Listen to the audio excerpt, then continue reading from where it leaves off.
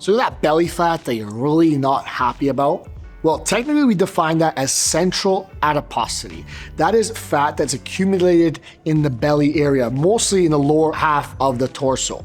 Now, you might not like it for the aesthetic reasons, but there's actually some health concerns with that.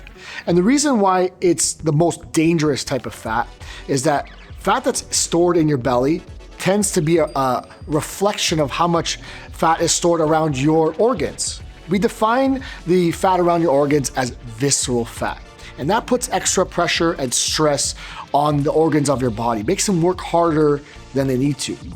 So when we look at your waist circumference, it's a good proxy measure of how much fat is around your organs. Because technically your waist circumference, the amount of fat that you have in the central region of your body, is the subcutaneous fat, is the fat just below the skin level, subcutaneous, and the fat around the organs, the visceral fat. The interesting thing about this, that even if you were to lose body fat for aesthetic reasons, there is a health benefit as well.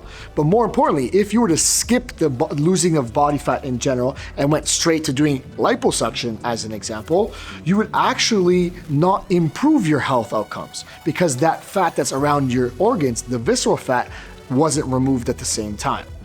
So what you probably have to do is attack this as you would generally losing body fat.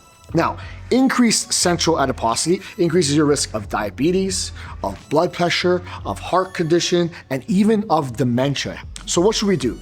Well, we should measure your waist circumference. And independent of whatever your BMI score is, an increased waist circumference increases your risk of the things I just mentioned.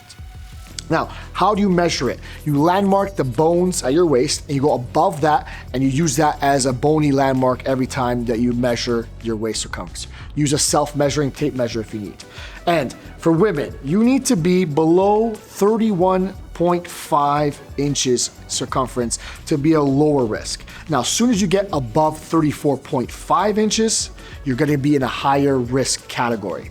And for men, it's below 37 inches is a lower risk, but as soon as you get above 40 inches, it's a higher risk. Now, you might even want to take this one step further and take your height into consideration, because if you're taller, you're gonna have a bigger waist. Now, what you gotta do is divide your waist circumference by your height.